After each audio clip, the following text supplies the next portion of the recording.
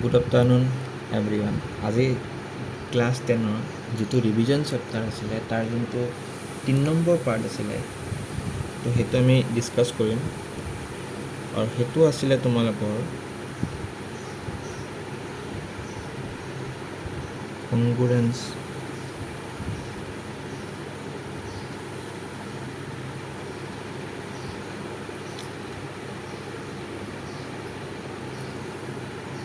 Of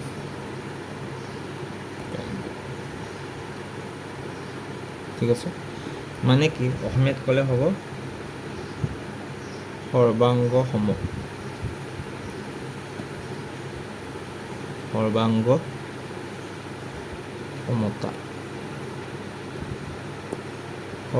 সমতা ঠিক আছে। এতিয়া কনগ্ৰুৱেন্স মানে কি হয় তোমালোকে মোক কোৱা যে what do you mean by congruence? Do you know? Suppose আমি দুডাল লাইনক সৰ্বাংগ সম বুলি কেতিয়া ক'ম? মই জাষ্ট মানে এই চেপ্টাৰটোৰ কিছু আভাস দিছোঁ, মানে প্ৰিভিয়াছ চেপ্টাৰটোৰ, মানে যিহেতু এই যিটো ক্লাছ 9ত পোৱা গৈছিলে তাৰ কিছু আভাস ইয়াতে ইনক্লুড কৰিম। ছাপ'জ দুডাল লাইনক আমি সৰ্বাংগ সম বুলি কেতিয়া ক'ম? ছাপ'জ এতিয়া এটা লাইন আছে, ছাপ'জ ইয়াৰ নাম হৈছে এ বি আৰু এইডাল আন এডাল লাইন যাৰ নাম হৈছে চি ডি। তো ইয়াক আমি সৰ্বাংগ সম বুলি কেতিয়া ক'ম? যেতিয়া তাৰ যিখিনি দৈৰ্ঘ্য ছাপ'জ 5 মিটাৰ, এই চি ডি দৈৰ্ঘ্যটো যদি সমান হয় তেতিয়া আমি তাক কি বুলি ক'ম? সৰ্বাংগ সম। ঠিক আছে। ঠিক তেনেদৰে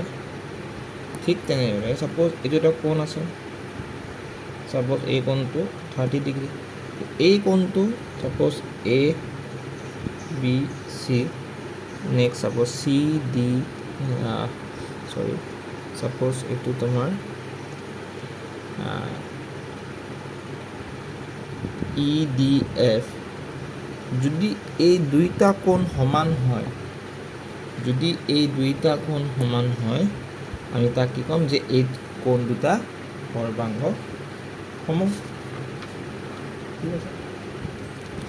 ঠিক তেনেদৰে ত্ৰিভুজৰ ক্ষেত্ৰতো সৰ্বাংগ সম আমি দেখাব পাৰোঁ। বুজি পাইছে? সকলোৱে বুজি পাইছে? তো আৰু এটা কথা তোমালোকে জানা যে এইবাৰ এখন ন'টিচ ওলাইছিলে যে ক্লাছ 9 আৰু 10 ইংলিছ মিডিয়ামত মানে পঢ়াব লাগে, মানে লিখিব লাগে আৰু মানে পঢ়াটো।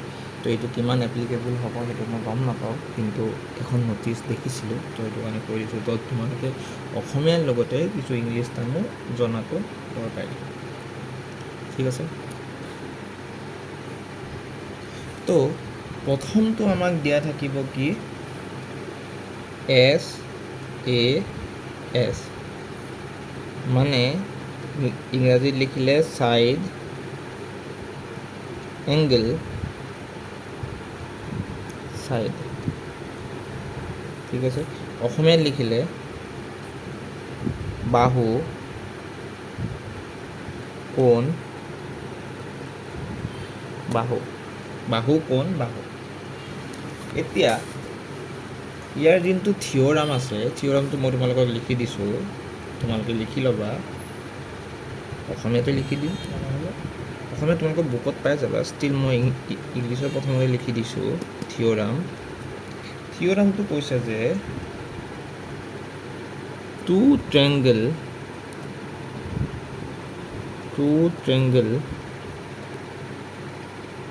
are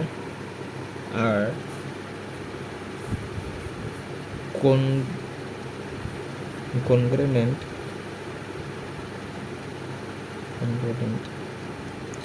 কেতিয়া হয়? if two sides and the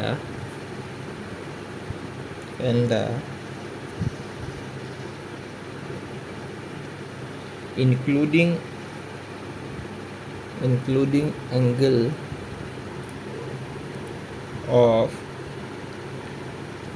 one are equal, ঠিক আছে, to the corresponding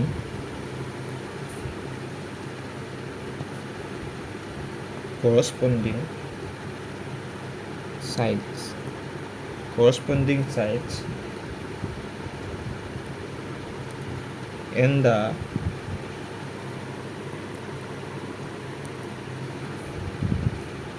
included angle of the other triangle.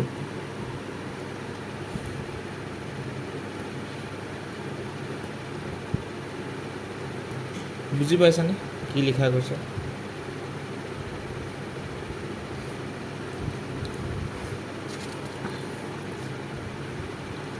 বুজি পাইছানে?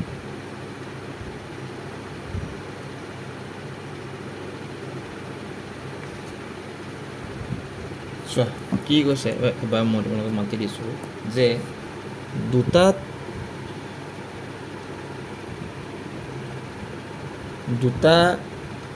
ট্ৰেংগল সৰ্বসম হ'ব। কেতিয়া সৰ্বসম হ'ব?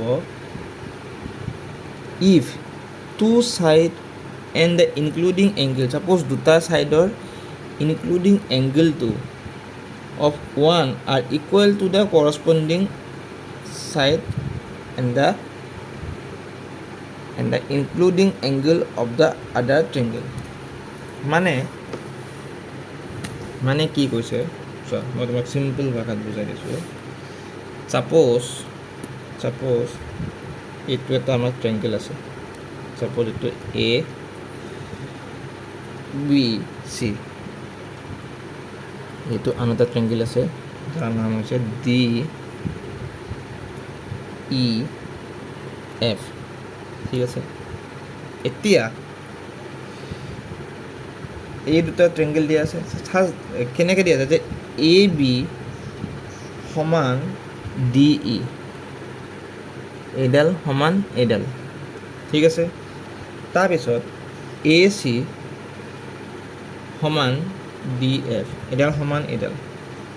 তাৰপিছত এই কোণটো সমান এই কোণটো। তো মানে এই যিখিনি গোটেই থিয়ৰাম ন, বা অসমীয়াত ক'লে উপপাদ্য, সেইখিনি বস্তুৱে এই কথাখিনি কৈছে আমাক, ঠিক আছে। এতিয়া এই বস্তুটো কেনেকৈ প্ৰুভ কৰিম? এই বস্তুটো আমি কেনেকৈ প্ৰুভ কৰিম?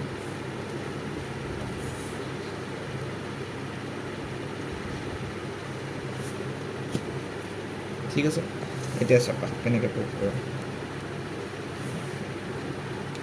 অসমীয়াত ক'লে কি ক'ব? মই তোমালোকক কৈ দিছোঁ যে দুটা ত্ৰিভুজ সৰ্বসম হ'ব যদি এটাৰ দুটা বাহু আৰু সিহঁতৰ মধ্যৱৰ্তী কোণ আনটো ত্ৰিভুজৰ দুটা বাহু আৰু সিহঁতৰ মধ্যৱৰ্তী কোণৰ সমান। সেইটো কথাকে ক'লে যে এই ত্ৰিভুজটোৰ দুটা বাহুৰ মধ্যবৃত্ত কোণ এইটো, আৰু এই ত্ৰিভুজটোৰ দুটা বাহুৰ মধ্যৱৰ্তী কোণটো এইটো। এই দুটা যদি সমান হয় তেতিয়াহ'লে দুইটা ত্ৰিভুজ সৰ্বসম বুলি আমি ক'ব পাৰোঁ। এতিয়া আমি এইটো প্ৰুভ কেনেকৈ কৰিম চাই লোৱা। Let's draw a diagram. Suppose this is a diagram.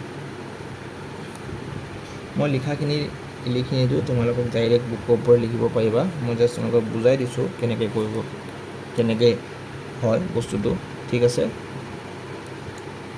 চোৱা, তো এই ত্ৰিভুজটো আমি দেখাব লাগে যে সৰ্বসম।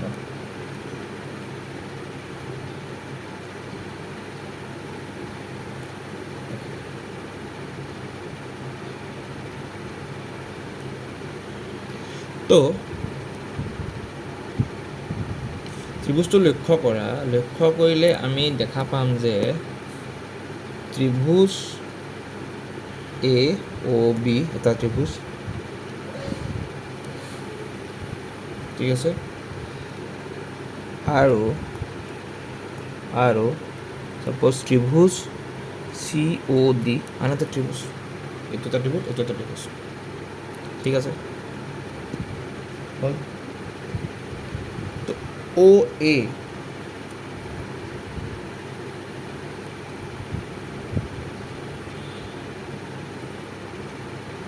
কোৱেশ্যন মতে কি হ'ব যে আমাৰ যোনখিনি উপপাদ্য পাইছোঁ যে অ' এ মানে এইখিনি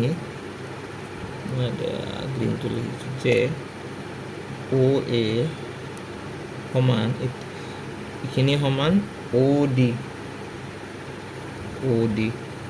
নেক্সট অ' বি, এইটো অ' বি সমান অ' চি, ঠিক আছে। এতিয়া ঠিক আছে, এইখিনি আমি লিখি লওঁ যে অ' A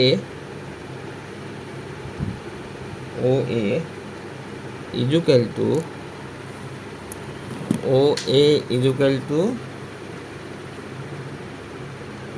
O' D, O' A equal two O' D আৰু অ' বি ইজুকেল টু অ' চি, এইখিনি বস্তু আমি পাইছোঁ মানে দিয়া আছে,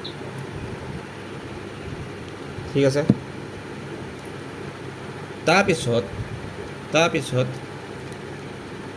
কৰিব পাৰোঁ কি আমি, তাৰপিছত কৰিব পাৰোঁ যে angle O' A O' B equal to angle C O' D, এই দুটা কোণ চোৱাচোন তোমালোকে যে এই দুটা কোণ বিপত্তিক কোণ হয়নে নহয়, অল্টাৰনেট এংগল হয়, যদি এই দুটা কোণ বিপত্তিক কোণ, তোমালোকে লিখি দিব লাগিব যে কি কোণ,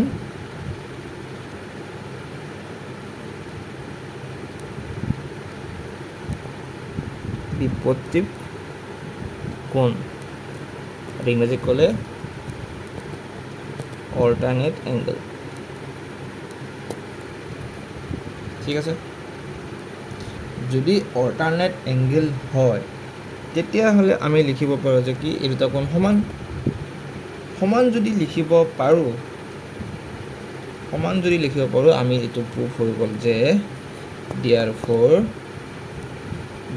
কি হ'ব,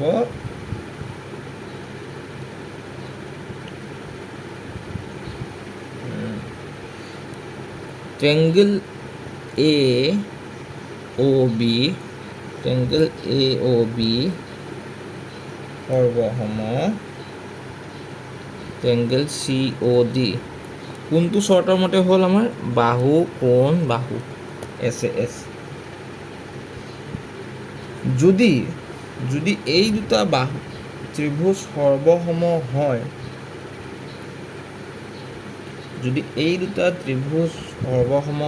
তেতিয়াহ'লে কি হ'ব, আনবোৰ অনুৰূপ অংশ সমান, মানে ছাপ'জ এই দুটা ত্ৰিভুজ সৰ্বসম হ'ল, ঠিক আছে। তো যদি সৰ্বসম হয় ইয়াৰ বাকীকেইটা কোণো কি হ'ব, সমান হ'ব। যদি সমান হয় তেতিয়াহ'লে এই কোণটো অ' A B O' D C, এই কোণটো সমান, ঠিক আছে।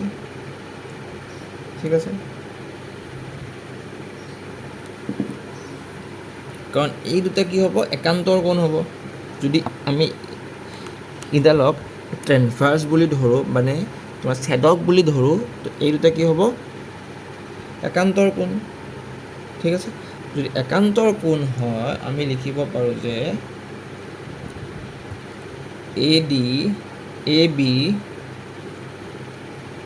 B parallel to C D,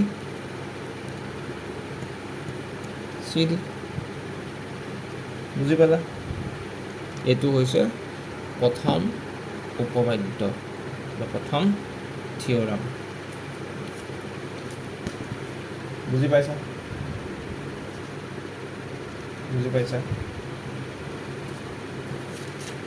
আমি এই প্ৰেক্টিছ কুৱেশ্যন কৰিম। তাৰপিছত কিছুমান আৰু ভাল কুৱেশ্যন আহিব।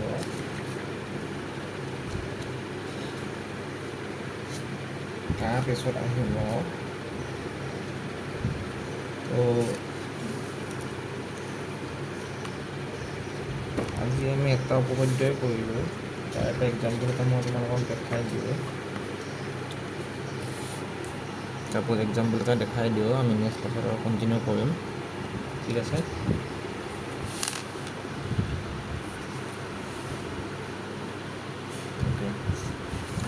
কুৱেশ্যনটো চাপোজ দিয়া আছে এনেকুৱা ধৰণৰ, এনেকুৱা লিখি ল'বা যে ট্ৰেংগল ABC এটা ট্ৰেংগল হয়। ঠিক আছে? তাৰ A কোণটো দিয়া আছে আমাক 100 ডিগ্ৰী। ঠিক আছে? 100 degree. N AB equal to দিয়া আছে AC। ঠিক আছে? তো সুধিছে যে ফাইন বি কোণ